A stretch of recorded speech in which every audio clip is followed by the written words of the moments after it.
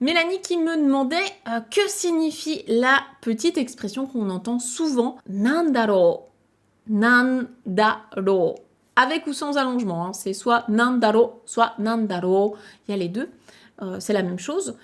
Donc ça, c'est une expression qu'on va entendre assez fréquemment, surtout si vous avez l'habitude de consommer du contenu en japonais.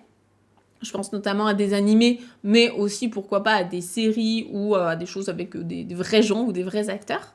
Nandaro, réfléchissez déjà dans quel contexte est-ce que vous l'avez entendu, cette expression. Qu'est-ce que le personnage faisait quand il disait Nandaro? Est-ce que vous arrivez à vous rappeler un petit peu? Si c'est pas le cas, si là ça vous dit rien, vous prêterez attention la prochaine fois que vous l'entendrez. En vérité, Nandaro, donc vraiment l'expression prise toute seule, hein, ça va être une réflexion qu'on se fait à soi-même. C'est quand on parle tout seul et qu'on se demande qu'est-ce que c'est? Enfin, je me demande ce que c'est ce truc. C'est vraiment quelque chose quand on se parle tout seul, donc il n'y a pas besoin de réponse. On n'est pas dans un dialogue avec quelqu'un. C'est vraiment quand on réfléchit à voix haute et qu'on se dit ouais, tiens, c'est quoi ce truc? Je me demande ce que c'est. Ça, c'est vraiment le contexte principal dans lequel vous allez entendre cette expression, en tout cas l'expression toute seule, prise comme ça, toute seule. Je vais pas parler de la forme en no, des ou des, etc. parce qu'il peut y avoir effectivement des dérivés de ça, mais là c'est plutôt un point de grammaire. Là je vais prendre l'expression toute seule. Donc nandaro tout court, on va effectivement pouvoir l'utiliser comme ça, hein, en se demandant je me demande ce que c'est, nandaro, quand on réfléchit à une question ou à un problème.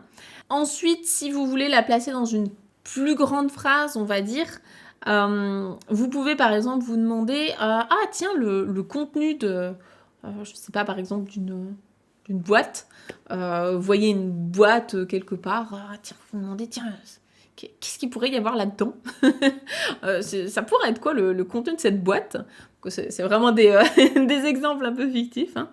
Donc on pourrait dire kono hako no nakami, donc l'intérieur, le contenu de cette boîte.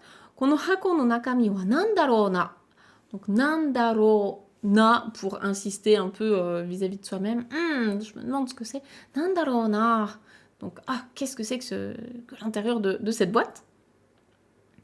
On peut aussi se poser la question quand on réfléchit justement à un problème, ça peut être je me demande en fait pourquoi.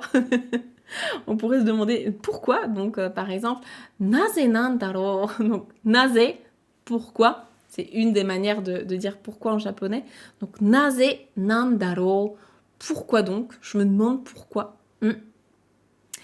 Et puis, on pourrait aussi se poser plein de questions, hein, quand on voit des choses. Imaginez, vous baladez dans votre quartier et vous demandez, tiens, il y a un nouveau bâtiment qui vient de se créer.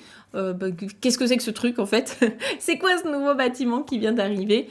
Donc, par exemple, kono atarashi tatemono, donc nouveau bâtiment. Kono atarashi tatemono wa nandaro. Donc, qu'est-ce que c'est? C'est quoi ce truc-là? Je me pose la question de qu'est-ce que c'est?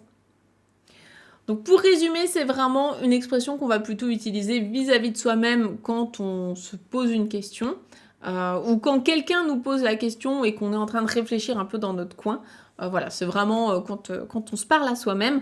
Et d'ailleurs, ça c'est un très très bon conseil, hein, pour les personnes qui ont un peu du mal à débloquer leur oral en japonais. Franchement, n'hésitez pas à parler tout seul. C'est hyper important. Il faut se parler tout seul en japonais pour avoir l'habitude comme ça de construire des phrases, que ça devienne un petit peu plus fluide dans votre bouche. Et en fait, si vous parlez tout seul, il n'y a personne qui va vous juger. Donc vraiment, faites-le. Moi, je sais que quand je prenais beaucoup la voiture, avant quand j'allais donner des cours particuliers chez mes élèves, dans la voiture, quand j'étais toute seule, je me parlais toute seule en japonais. Je me forçais à me parler toute seule en japonais. C'est un super moment pour justement prendre l'habitude de s'exprimer en japonais. Donc n'hésitez pas, parlez tout seul, personne ne va vous juger. Et au contraire, je vais vous encourager à faire ça. C'est top pour débloquer son oral.